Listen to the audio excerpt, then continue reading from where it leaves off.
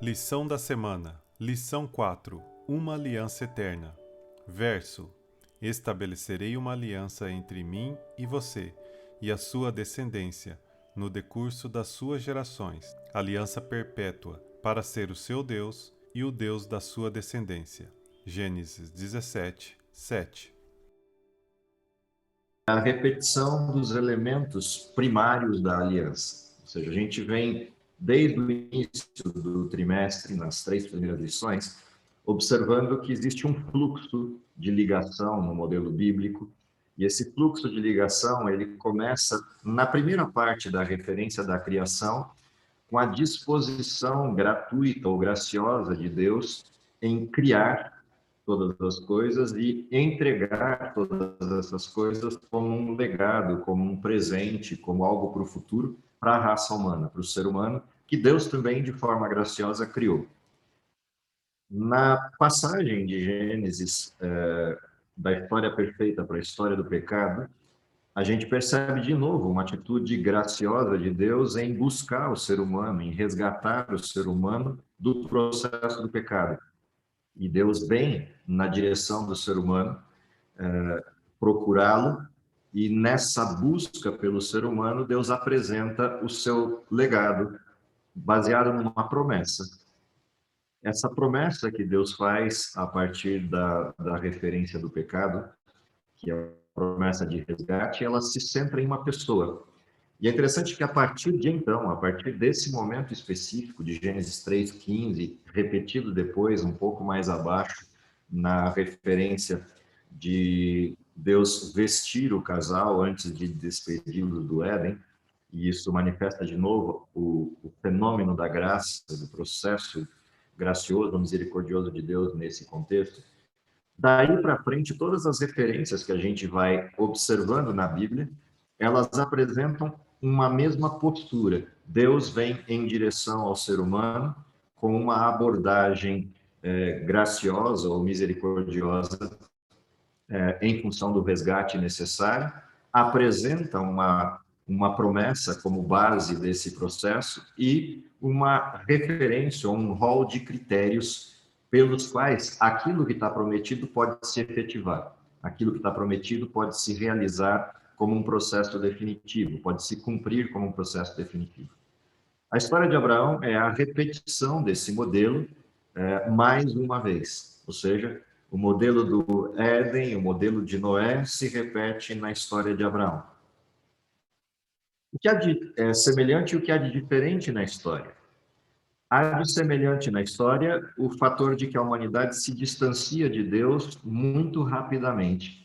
Do mesmo jeito que entre o Éden e Noé há um distanciamento da raça humana por quebrar a sua parte na aliança, na história de Abraão a gente assiste a mesma questão.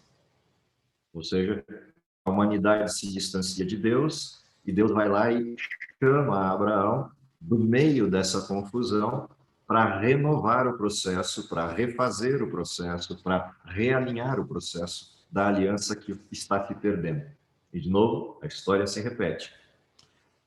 Uma outra coisa que a gente percebe é que o fenômeno de Deus se dirigir ao ser humano, ele persiste, ou seja, Deus continua correndo atrás do ser humano que insiste em fugir dele. E isso é semelhante nas 3 situações. Adão se escondeu dentro de um processo, manifestando a humanidade de Deus.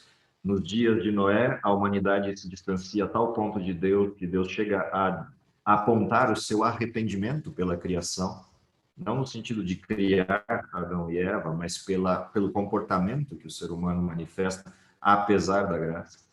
E nos dias de Abraão, mesma situação aparece.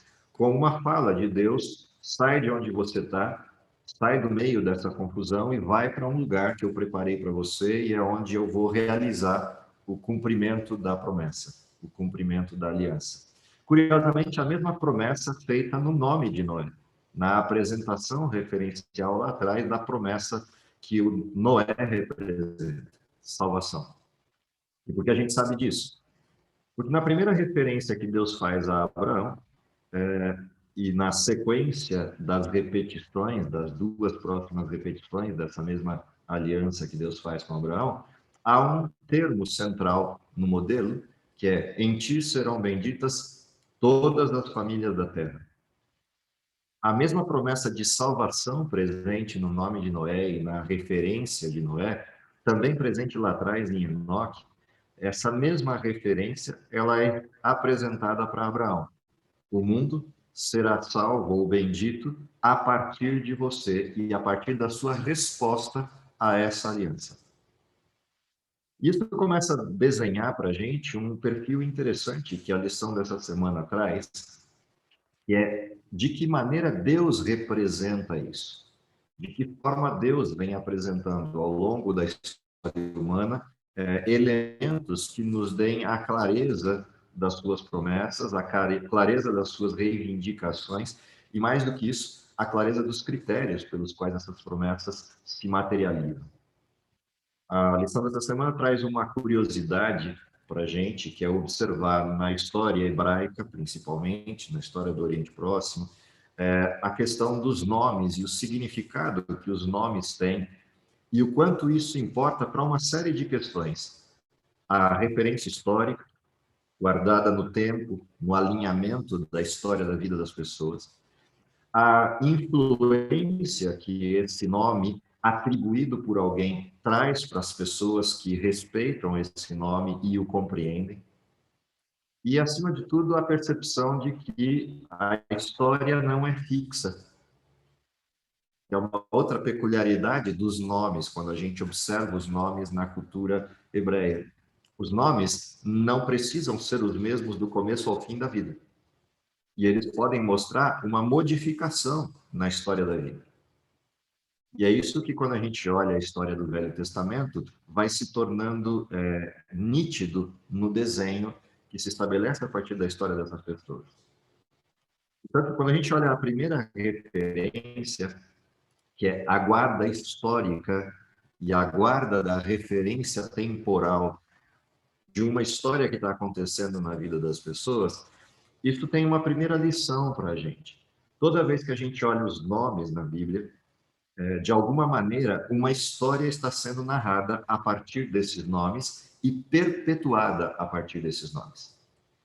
E essa é uma lição interessante para a gente trazer para o século XXI, onde as coisas são tão voláteis, tão efêmeras, perdem tão facilmente, e a história vai se tornando cada vez menos relevante dentro do nosso contexto. E mais do que isso, essa história vai sendo apagada propositalmente por pessoas por diversos motivos. E é interessante observar que a Bíblia não apaga a história. A Bíblia persiste a história porque há algo importante na história. A história dos erros nos permitem evitar erros futuros. A história dos acertos nos dão a confirmação de que determinadas ações produzem determinadas reações. A história registrada da graça de Deus nos permite, de alguma forma, manter a estabilidade no tempo. Os nomes tinham esse sentido. Isso é uma lição importante para um tempo como o nosso, que insiste em negar ou apagar histórias. De forma peculiar, a gente está vivendo no mundo, sem entrar numa discussão de natureza política, mas de natureza... A gente está vivendo no mundo uma situação, no mínimo, engraçada, para não dizer trágica. Independentemente das histórias do passado serem grotescas ou serem histórias com heroísmo ou grandes trunfos de vitória ou graça manifesta por pessoas, o fato é que, quando a gente apaga os elementos que a gente chama ou classifica de ruins na história, e de fato são vários deles, a gente esquece desses momentos da história com o passar das gerações e tende a repeti-los. E a grande pergunta, às vezes eu me faço observando algumas atitudes humanas, como tem acontecido nessas quebradeiras de estátuas, derrubada de monumentos, alteração de elementos, é se de fato as pessoas estão preocupadas com uma referência de que aquela história foi trágica, ou estão guardando espaço para repetir a mesma história, criando hiatos e elementos vácuos na história para que essa história não seja lida como de fato foi e, consequentemente, possa ser repetida. Essa é uma coisa interessante sobre os nomes. Quando Deus se apresenta a Abraão, e a gente começou a lição dessa semana com essa referência, e Deus cumprimenta Abraão, e eu gosto de olhar a cena de maneira física, né? Deus chega e cumprimenta Abraão e diz: prazer, meu nome é Yahweh. Qual é a intenção de Deus em identificar-se a Abraão e o que está por trás dessa identificação? Quando Deus chama Abraão para sair do lugar onde está e diz, vai para o lugar que eu vou te mostrar, isso exigiu de Abraão fé. Fé em um Deus que ele servia, que ele conhecia, no sentido da comunhão, mas ao mesmo tempo um Deus que ele conhecia a uma certa distância. E agora esse Deus resolve se tornar próximo a Abraão e chega para ele e fala, sai daqui dessa confusão e vai para um lugar onde nós vamos poder conviver de maneira mais próxima. Porque aqui no meio dessa confusão eu não posso. Mas se você for para o lugar que eu vou te mostrar, ali a gente vai poder conviver. E por causa disso, todas as nações da terra serão benditas em você. Se você me permitir que conviva com você de maneira mais próxima. E essa é a primeira referência interessante do chamado que Deus faz a Abraão na primeira parte da promessa. Quando Deus chega de novo a Abraão, já bem à frente na história, para confirmar que a promessa e o pacto ainda estão de pé, é que Deus chega e fala, ok, agora que a gente está aqui, no lugar que era para estar, então vamos conversar mais de perto. E aí Deus chega e diz, meu nome é Yahweh. O que Deus quer dizer com isso? Uma coisa é o significado teórico e teológico do nome, quando a gente observa esse tetragrama, né, essas 4 consoantes, e as define como o nome de Deus, ou como a apresentação pessoal de Deus. Uma coisa é a parte teológica disso, no sentido mais teórico. A outra é você se aproximar do que está acontecendo ali na história e entender por que Deus usa essa nomenclatura, para dizer, eu estou aqui do teu lado e agora podemos conviver. Quando Deus chega e diz isso para Abraão, ele referencia a história. Olha, lá atrás, eu te tirei do lugar onde você estava, de Ur dos Caldeus. Você foi para a região de Padã-Arã, mas ainda não era o lugar que eu queria. Dali eu te tirei e trouxe para Canaã, que é o lugar onde eu quero estar com você.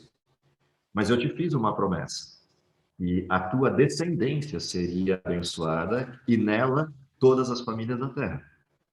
O problema é que agora você está com 99 anos de idade. E pode ser que em algum momento desse processo do tempo, essa promessa tenha perdido a efetividade para você. Pode ser que você tenha esquecido de que eu prometi isso. E eu preciso confirmar que essa é a minha promessa, que esse é o legado, que eu vou cumprir isso que eu falei. E aí, como é que Deus se apresenta? Eu sou aquele que existe desde sempre. Eu sou aquele que você pode confiar, que confirma todas as coisas, porque lá no início, quando não existia nada, eu era. Eu sou. Eu sempre estou. Quando Deus finca uma coluna com esse nome, dizendo, pode confiar, porque eu sou o único ser autossuficiente no universo. E, portanto, se eu digo que alguma coisa vai acontecer, ela acontece, porque eu sou aquele que faz e aquele que pode fazer acontecer. Essa expressão de perpetuidade, de perenidade e de autossuficiência num Deus onipotente, onipresente, onisciente, é a confirmação para Abraão de que a promessa continua de pé. Eu não mudo, mesmo que você mude. Eu não altero o que eu falei, ainda que você possa alterar. E esse é o primeiro marco de estabilidade na história de Abraão, de maneira bastante marcante. e, curiosamente, se perpetua na história hebraica. A gente não tem muito sentido disso, porque a gente não viveu a história hebraica. Mas para quem viveu o tempo da história dos hebreus, o impacto dessa promessa de Gênesis 15 e a forma de apresentação de Deus aparecendo com essa nomenclatura pessoal e dizendo, eu estou aqui, e cumprimentando Abraão e dizendo, eu sou. A referência desse nome é tão plena para o povo hebreu que os sujeitos que copiavam a Bíblia na cultura hebraica, ao chegar no nome, no tetragrama, Yahweh, trocavam a pena com que estavam escrevendo e usavam uma pena que só servia para a escrita deste tetragrama. Em outras referências do mundo judeu, do mundo hebreu, a escrita desse nome foi alterada por não ser considerada digna. E aí, por isso, na Bíblia grega, você tem a tradução desse nome por uma outra referência, que, embora apresentada em algumas das nossas traduções com letra maiúscula, é uma demonstração na troca de Yahweh por Senhor, né, de que o respeito por esse nome e por essa estabilidade do único que é de fato, ao qual todos os demais seres estão referenciados, se perpetuou na história hebraica. A gente, de alguma forma, perdeu essas referências. O curioso é que, em algumas situações, as pessoas invertem e transformam isso que é um relacionamento pessoal de Deus conosco, no sentido de ele se apresentar e dizer, eu sou, portanto, confia. A gente pode transformar isso num ritual, como algumas estruturas religiosas às vezes transformam Deus em um ritual e tornam aquilo que era um relacionamento pessoal em algo distante, em algo fora do contexto. Nós temos religiões modernas que fizeram isso na abordagem desse nome Yahweh. Mas a grande questão é o que ele significou para Abraão e o que significou para todo o povo hebreu na sequência e o que significa para nós no século 21. Quando Deus chega e diz para mim, no século 21, prazer, meu nome é Yahweh, eu sou o único que é. Portanto, confia. Eu continuo cuidando da história. Não se desespere. Eu continuo mantendo a minha parte no processo. E você, mantém a sua? Percebe que essa expressão, ela abre uma nova página no modelo da aliança com Abraão. Na sequência disso, quando Deus aparece mais uma vez confirmando a aliança, é interessante que você tenha aqui o tempo da história da apresentação pessoal repetido agora com um novo nome, El Shaddai. Eu, aquele que é, aquele que sou, te digo, eu posso cumprir em você a promessa. E se você acha que isso não é verdadeiro, eu te confirmo, é verdadeiro. Confia, acredita. Não é porque você é longe de idade e o filho não nasceu que a promessa não vai se cumprir. Eu posso, mesmo na sua velhice, confirmar a promessa. E agora aparece um novo nome na referência, junto com o nome Yahweh, El Shaddai. Eu, Jeová, El Shaddai, aquele que pode todas as coisas, o Todo-Poderoso, vou cumprir. Você confia? E aqui aparece uma segunda questão importante na apresentação da divindade. Deus não só está presente sempre na história, desde que a história existe, mas ele sempre pôde e continuará podendo todas as coisas. E é interessante que a Bíblia fecha a estrutura de Deus com este nome. Se você vai lá no livro de Apocalipse, no capítulo 1, quando Deus é apresentado, ele é referenciado em Apocalipse como o Todo-Poderoso. E o mais interessante é que lá no livro de Apocalipse, quando essa referência aparece, a gente tem a identificação da pessoa que está aqui conversando com Abraão. Porque às vezes a gente tem a impressão de que essa manifestação de Yahweh ou de Deus Todo-Poderoso no Velho Testamento seja Deus o Pai.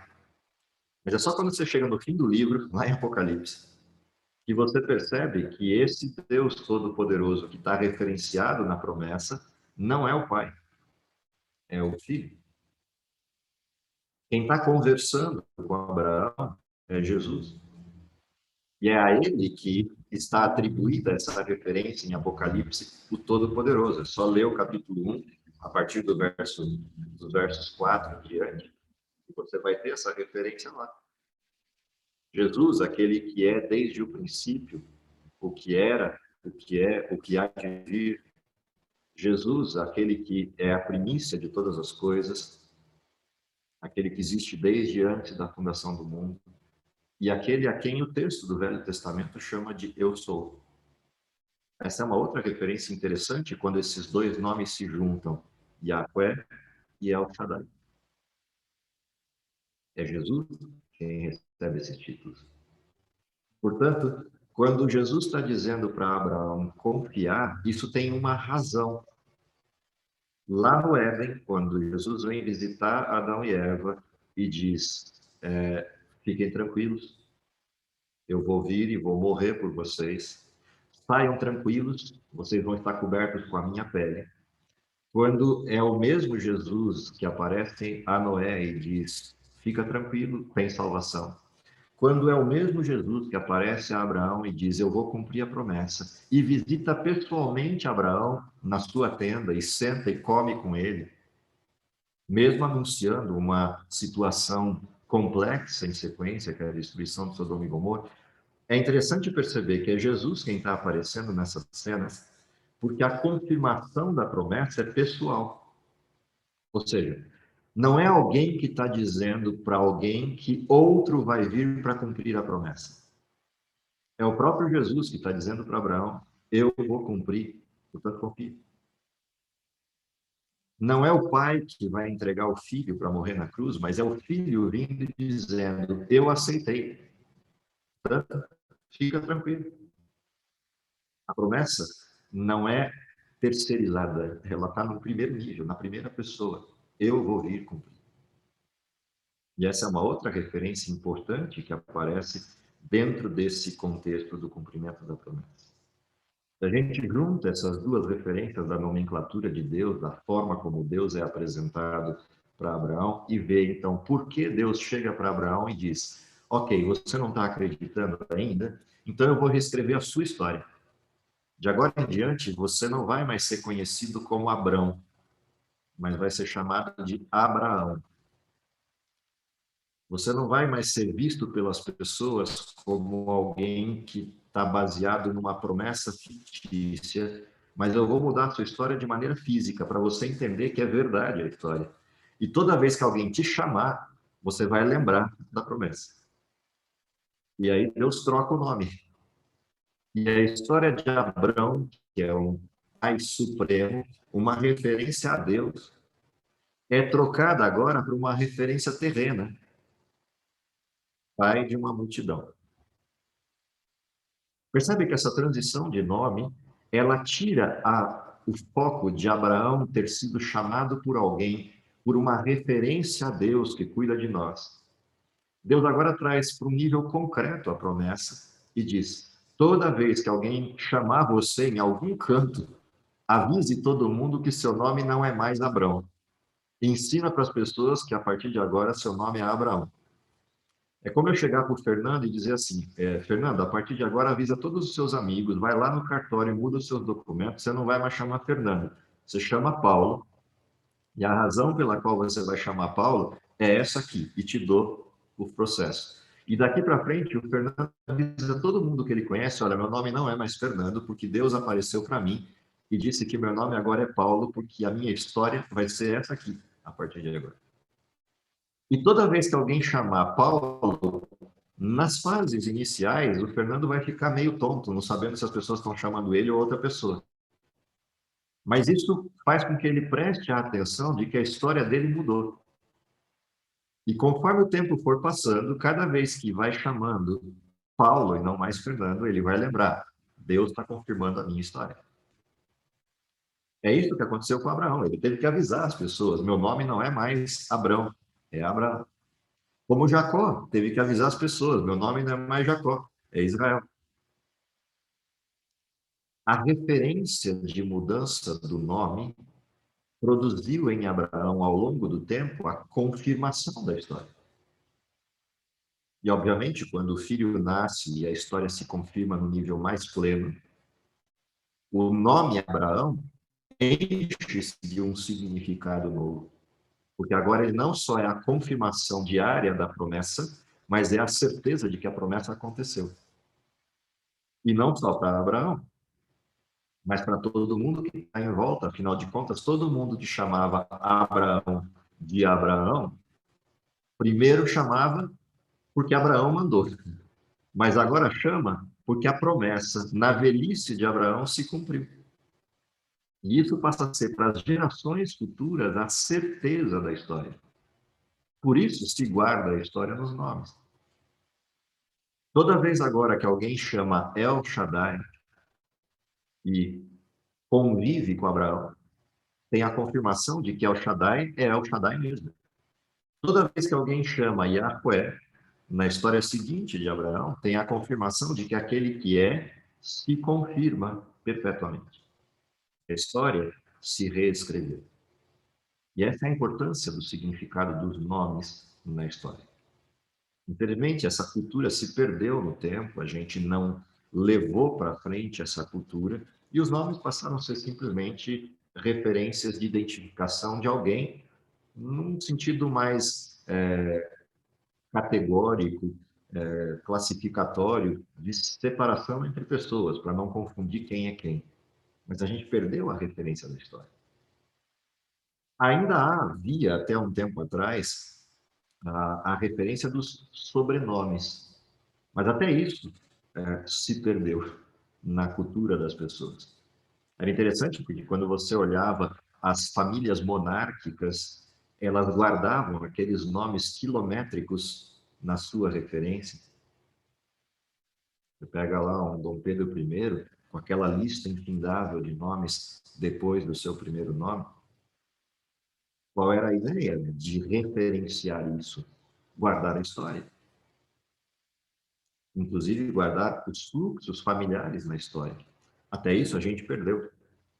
Quando a gente vai trocando os sobrenomes nos processos seguintes da história. E com isso a gente perde o vínculo histórico. As famílias perdem esse vínculo. E nem isso mais a gente tem na história atual. Alguns ainda tentam reconstruir árvores genealógicas para ver o percurso das famílias. Você encontra hoje na internet formas interessantes de fazer isso. Tem programas que revisitam a história passada. Mas o que é importante de guardar e por que seria importante guardar uma história como essa? Já pensou se a gente consegue resgatar a nossa história e descobrir que a nossa descendência vem direto de Abraão? É uma possibilidade. No meu caso, por exemplo, essa possibilidade é bastante referenciada em função de que esse sobrenome específico da minha bisavó é um sobrenome atribuído a famílias de judeus radicados na Espanha, que trocaram o seu nome e estabeleceram um tronco comum numa nova nomenclatura que fosse possível de identificar naquela estrutura a cultura anterior hebraica, porque eles tiveram que trocar os nomes para não ser mortos nos processos da guerra e das perseguições antissemíticas. A pergunta é, por que a gente perdeu a história? E mais do que a história simplesmente cultural dos nomes, a história religiosa dos nomes. Uma outra coisa interessante na referência da promessa que a gente vê na história de Abraão é que a troca do nome para Abraão e a repetição da promessa feita a Abraão, ela traz consigo algumas outras referências de perpetuidade. Uma dessas referências é a distinção entre a família abraânica e todas as demais famílias da Terra. E isso se faz por um sinal, uma marca no pacto que Deus faz com Abraão, que é a marca da circuncisão, o processo de uma obrigação persistente na aliança, uma marca registrada do povo hebreu. E é interessante porque essa marca ela é uma demonstração da crença de Abraão na promessa. Portanto, é uma marca de fé, uma resposta de fé, que se perpetuaria na história. E todos os povos da terra que quisessem participar dessa aliança teriam que ter a mesma marca de fé. E também seriam circuncidados. E assim, a família de Deus ia se ampliando. E aquilo que era inicialmente um sujeito fora da aliança, adentrava a aliança pela demonstração de fé e a aceitação de participar da promessa de Deus. E aqui se juntam dois marcos interessantes na aliança: a graça, que é a disposição de Deus em buscar o humano e prometer algo, e de um outro lado a resposta, que é a disposição humana de aceitar isso que se prometeu e permitir o seu cumprimento, ou seja, entrar debaixo da aliança. Esses dois elementos são marcados na Bíblia toda com vários nomes diferentes: fé e obras, lei e graça.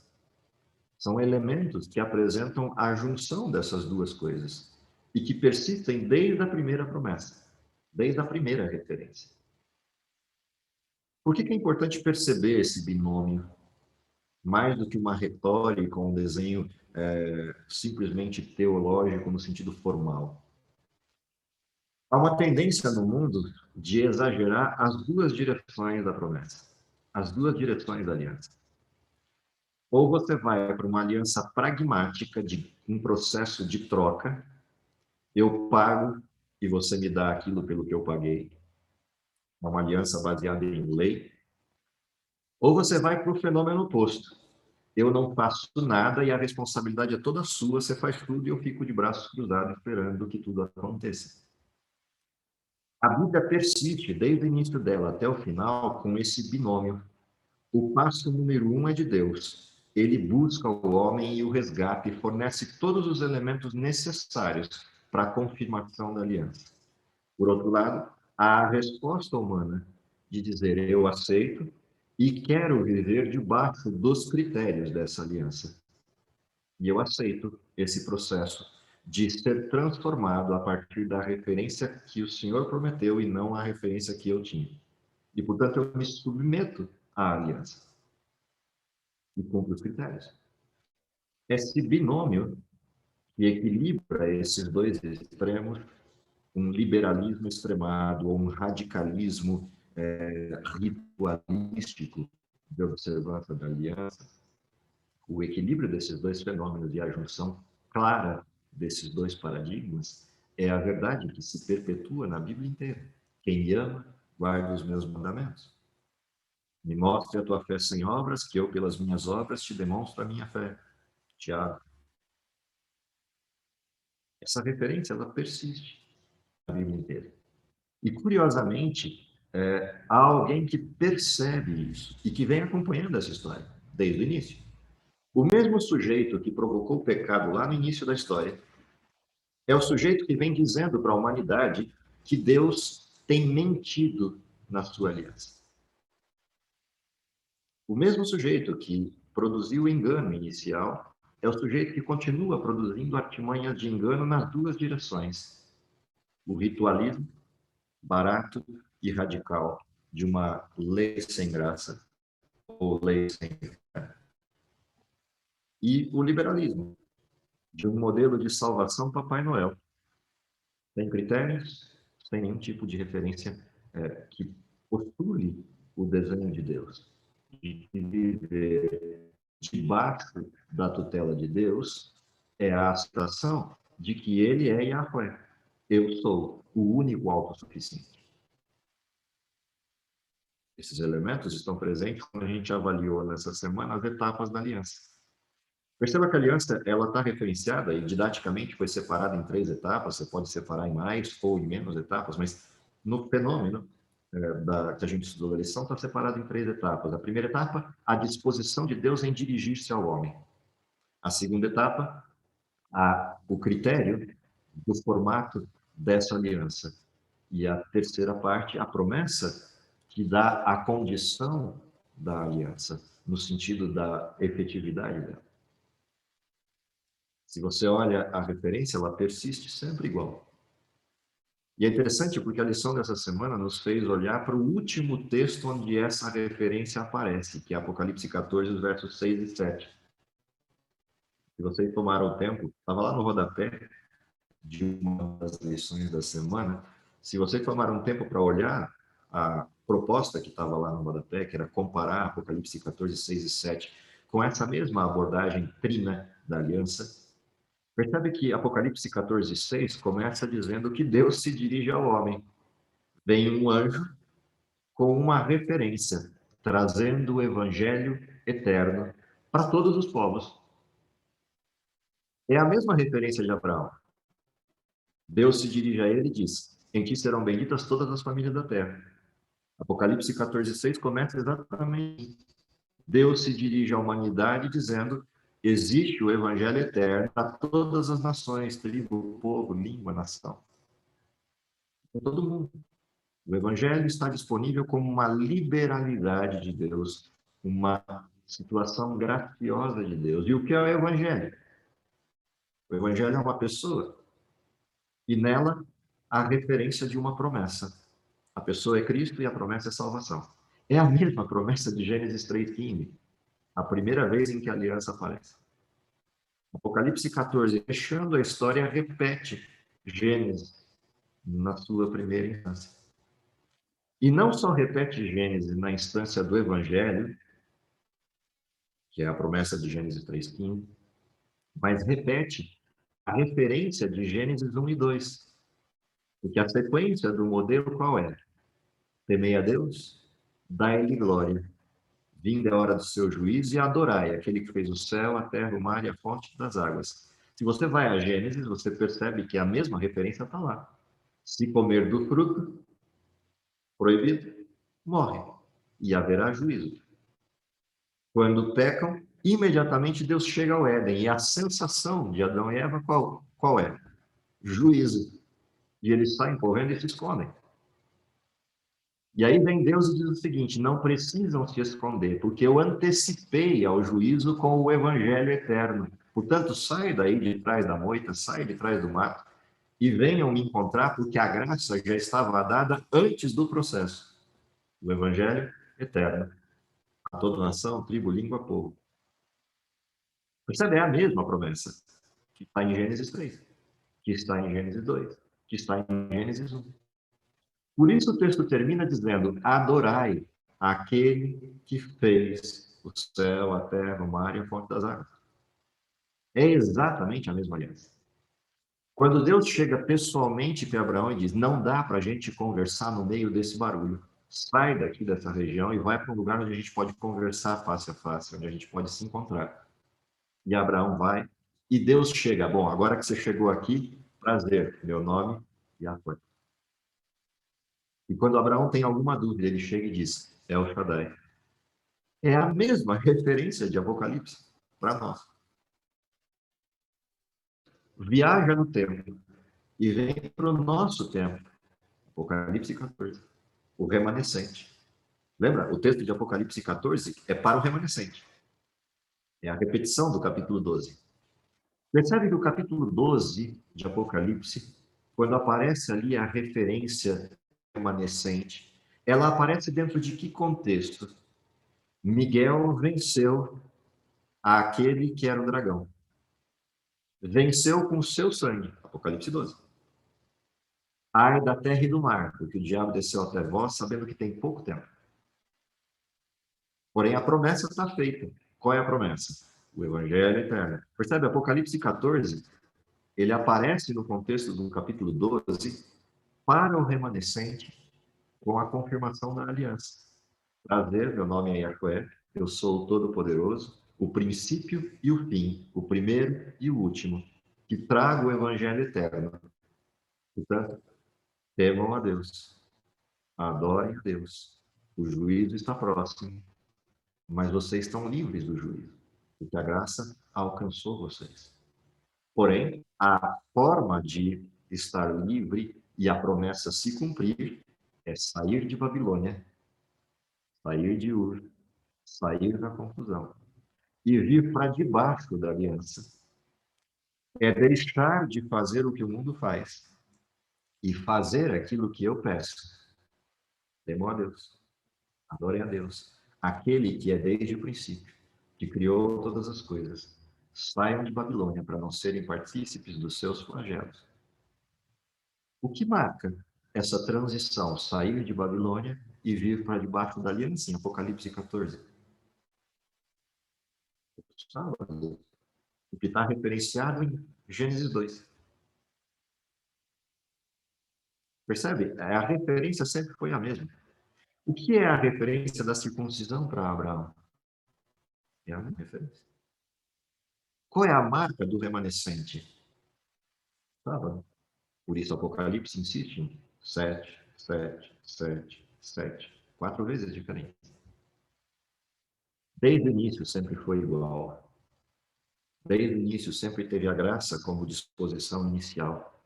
Sempre teve o sujeito que recebe a graça. E sempre houve, desde o início, a promessa. Porém, há um vínculo que se estabelece nesse pacto entre as duas partes. E a grande questão é: eu estou disposto a ter o meu nome mudado?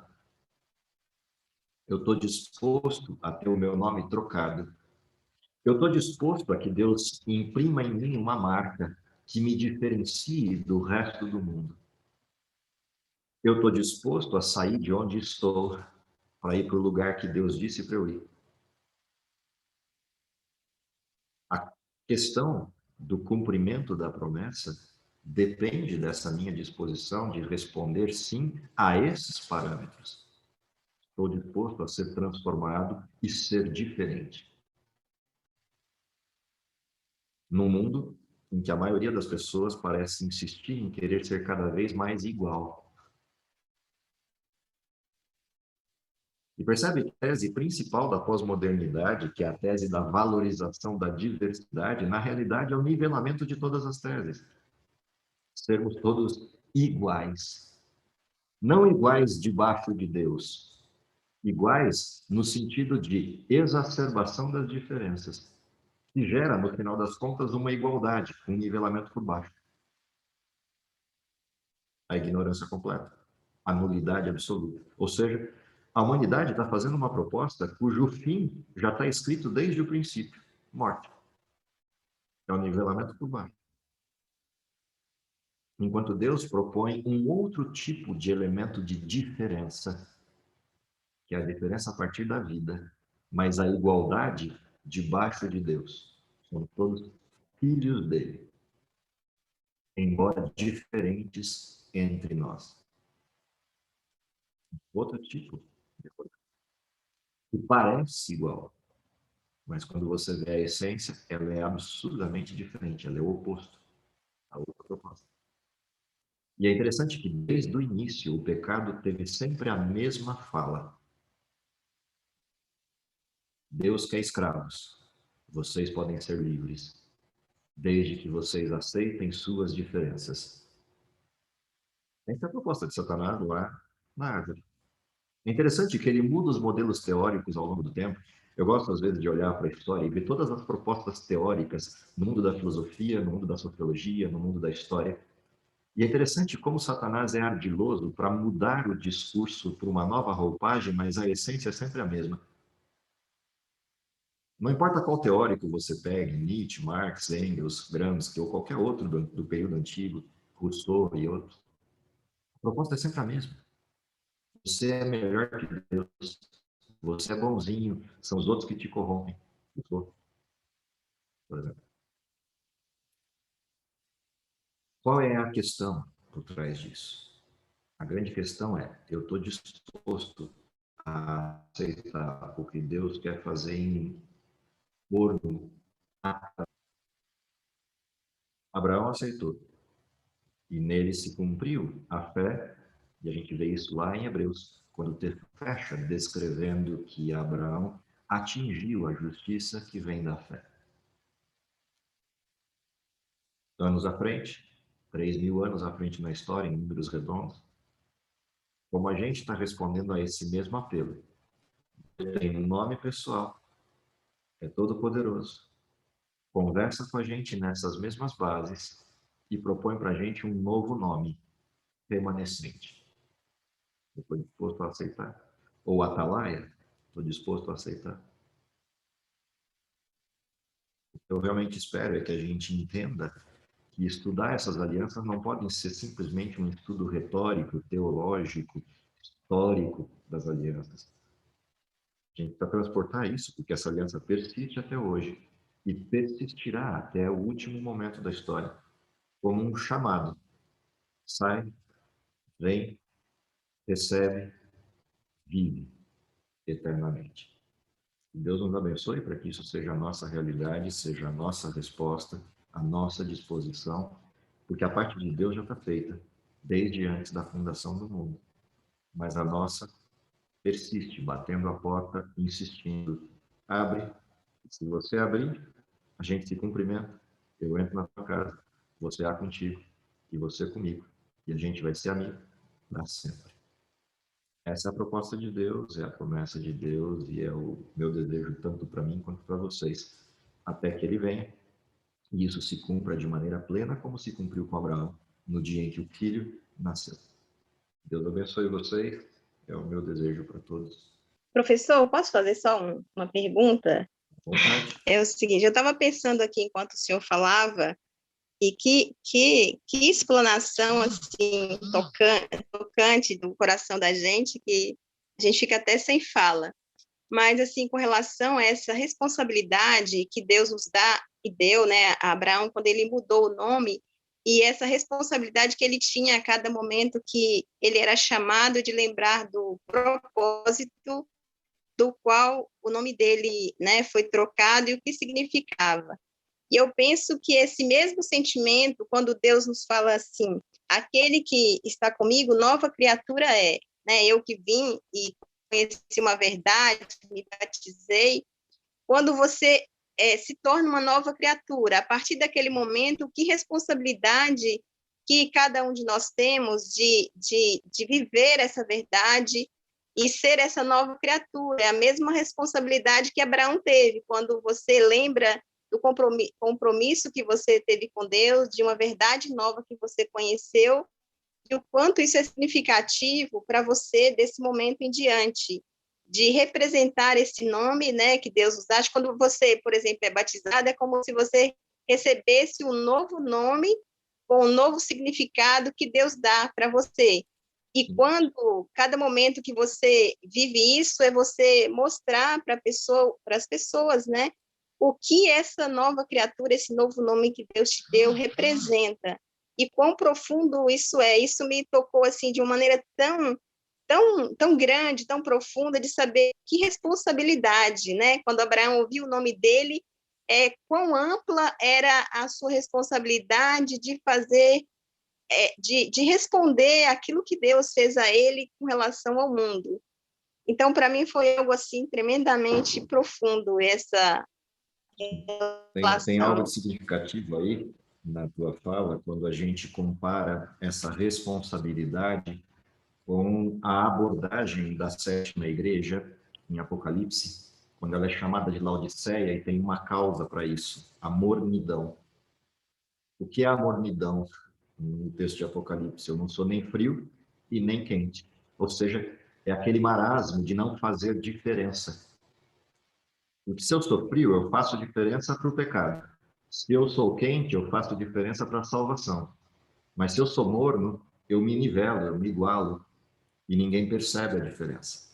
Então, quando você traz essa responsabilidade de ser diferente, essa responsabilidade de que o mundo veja em Abraão a diferença de quem crê na promessa, a diferença de quem vive pela promessa e a diferença de quem vive a missão desta promessa, é a mesma referência que aparece para a gente no texto de Apocalipse, quando referencia para hoje essa história. Ou seja, o mundo aguarda por referências, e ele vai ter referências boas ou ruins. E a responsabilidade pela referência boa é minha. No momento em que eu entendo a verdade de Deus, submeto minha aliança, a responsabilidade de ser referência para o mundo passa a ser minha. Referência de verdade, referência de esperança, referência da promessa, referência dos critérios da aliança e da transformação de Deus na vida, ainda que presos à história do pecado, mas a transformação aparece a nível de que o mundo vê, não mais eu, mas o Cristo que eu aceitei que vive em mim.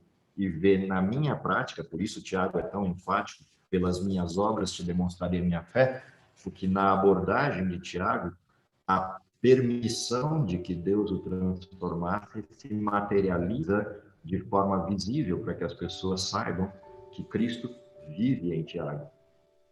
E essa referência é a que você traz à tona sobre esse termo responsabilidade. Há uma intencionalidade no Evangelho. O Evangelho, ele não é um modelo aleatório. Ele tem intenções, ele tem critérios e ele tem materialidade no sentido de visibilidade prática do efeito do Evangelho na vida do cristão. Então, isso é interessante observar a partir da história de Abraão. Ok? Vamos orar? Querido Pai, está nos céus, te agradecemos pelo dom da vida, te agradecemos pela possibilidade de, a partir da história de pessoas como Abraão, Noé, a partir da referência e do sentido dado à história de cada um deles, podemos, no tempo atual, entendermos a nossa missão, nosso desígnio, nossa identidade, mas, acima de tudo, te pedimos que a mesma graça, o mesmo poder, a mesma manifestação do Espírito que se fez presente em cada um desses grandes homens do passado, se faça presente na nossa vida pessoal, para que possamos responder afirmativamente ao teu chamado, à tua promessa, aos teus critérios, dando poder para a vitória sobre os embates que enfrentamos nesse mundo, mas, acima de tudo, nos dá a esperança e a confirmação certa da tua vinda, se possível ainda nos nossos dias, é o que lhe pedimos por Jesus. Amém.